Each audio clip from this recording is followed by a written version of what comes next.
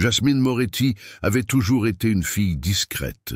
À Summit Ridge, une petite ville calme de l'Idaho, sa présence passait souvent inaperçue dans les couloirs animés du lycée. Elle n'était ni populaire, ni brillante dans les sports, ni entourée d'amis bruyants. Elle préférait la bibliothèque aux fêtes, les journaux intimes aux conversations de groupe, les livres aux regards moqueurs. Ses journées suivaient une routine précise. Elle arrivait tôt pour éviter les foules, mangeait seule à la cafétéria et repartait dès la cloche finale.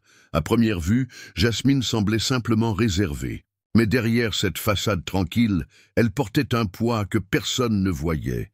Depuis le collège, certains élèves prenaient plaisir à l'isoler, à murmurer sur son passage, à faire courir des rumeurs sans fondement.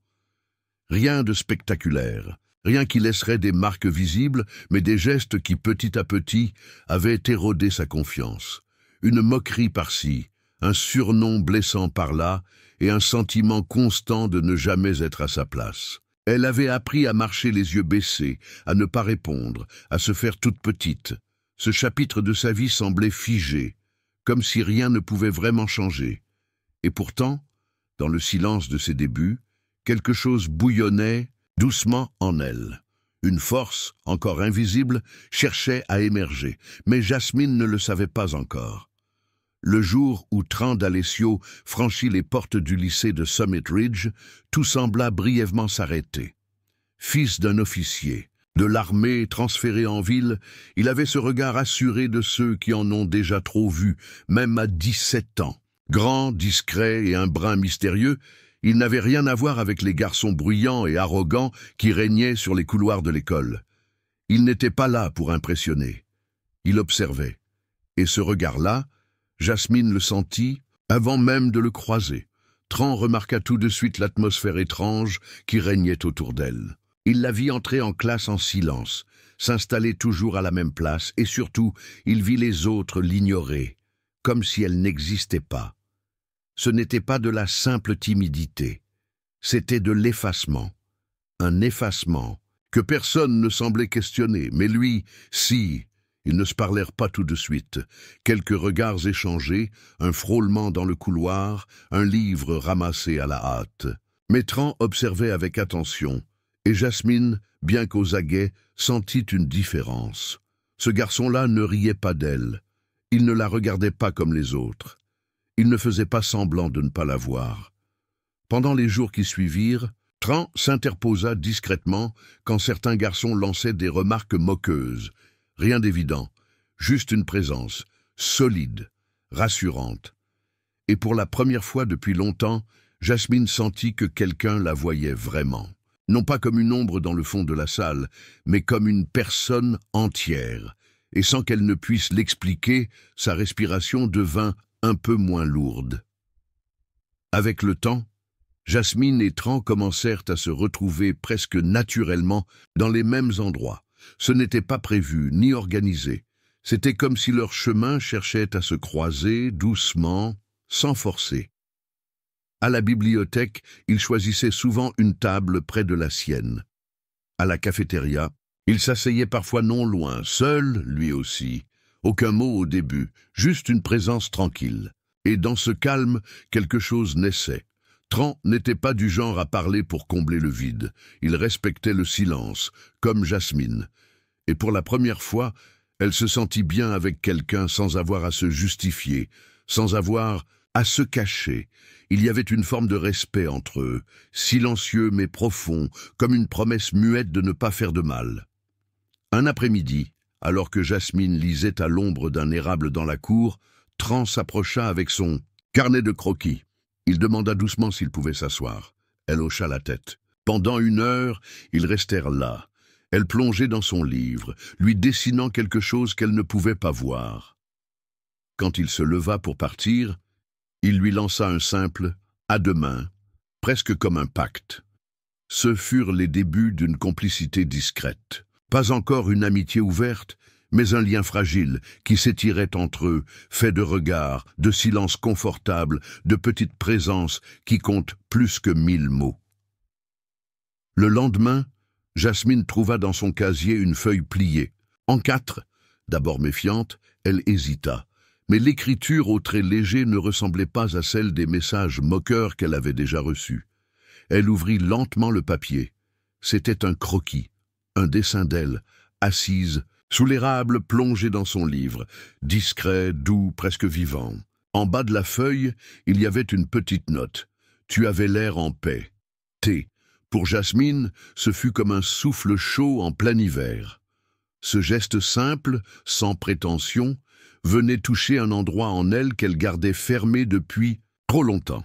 Elle sentit quelque chose se fissurer très légèrement, une brèche dans la carapace. Ce jour-là, elle décida de lui parler. De la pause, elle s'approcha timidement de Tran, qui dessinait seul au bord du terrain de foot désert. Elle s'assit en silence à côté de lui. Puis, sans même réfléchir, elle dit « Merci pour le dessin ». Il leva à peine les yeux, sourit doucement et répondit « Je voulais juste te montrer ce que j'ai vu. Ce n'était pas grand-chose, mais pour elle, c'était immense. C'était la première fois depuis longtemps que quelqu'un lui montrait qu'il voyait plus que ce que les autres disaient d'elle.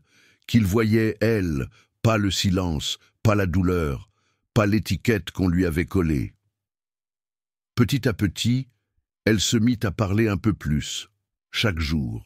Des choses simples, des souvenirs, parfois des blessures, et lui, il écoutait sans juger avec cette attention rare qui rend les mots plus légers à porter. Entre eux, la confiance grandissait, comme une plante fragile qui aurait enfin trouvé un peu de soleil.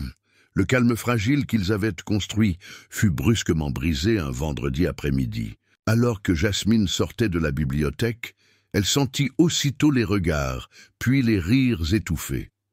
Sur les murs du couloir principal, quelqu'un avait affiché des copies de son carnet personnel.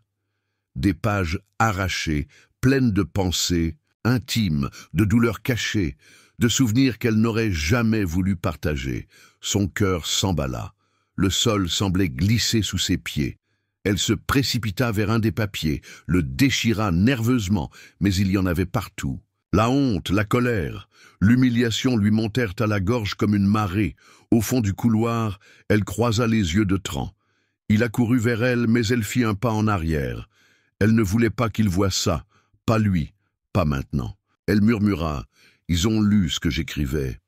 Tout. » Les larmes brouillaient sa vue, mais elle refusa de pleurer devant eux. Tran ne parla pas. Il posa juste sa veste sur ses épaules et resta là, à ses côtés, pendant qu'elle arrachait les dernières feuilles, en silence. Il ne demanda rien, n'insista pas. Ce simple geste fut une ancre dans la tempête. Mais à l'intérieur de Jasmine, quelque chose avait changé. Elle ne se sentait plus seulement blessée, elle se sentait en colère. Pas une colère destructrice, mais une énergie nouvelle, presque brûlante. Une force qui murmurait « Tu ne vas pas les laisser t'éteindre comme ça ». Le lundi suivant, Jasmine entra dans le lycée avec une posture différente. Elle n'avait pas dormi beaucoup ce week-end-là, mais ses pensées étaient claires comme jamais. Elle avait passé des heures à relire son carnet, à reconstruire ce qu'on lui avait volé. Et plus elle lisait ses propres mots, plus elle comprenait une chose essentielle. Sa douleur ne la rendait pas faible, elle la rendait humaine. Elle se dirigea vers le bureau de la principale avec détermination. La peur était là, tapie dans un coin, mais elle n'avait plus le pouvoir de l'arrêter. Elle raconta tout, les moqueries, les photos, les rumeurs, les pages de son journal exposées. Pour la première fois, elle brisa le silence. Et à sa grande surprise, elle fut écoutée. Le lycée ouvrit une enquête. Certains élèves furent convoqués. D'autres baissèrent les yeux quand Jasmine passait. Mais plus encore que la réaction de l'école, c'est la sienne qui comptait. Car Jasmine venait de faire quelque chose qu'on ne lui avait jamais appris à faire, se défendre, non par la violence, mais par la parole, par le courage d'exister pleinement. Pendant les jours suivants, elle sentit quelque chose changer. Tran la regardait différemment, avec un mélange de respect et de tendresse. Ils ne parlaient pas beaucoup, mais entre eux, les silences devenaient des refuges. Ils savaient désormais que l'un et l'autre avaient des blessures, mais aussi la volonté de les guérir. C'était peut-être le début de quelque chose de nouveau. Pas la fin de la douleur, non, mais l'éveil d'un feu intérieur. Un feu doux, constant, qui disait « Tu mérites mieux ».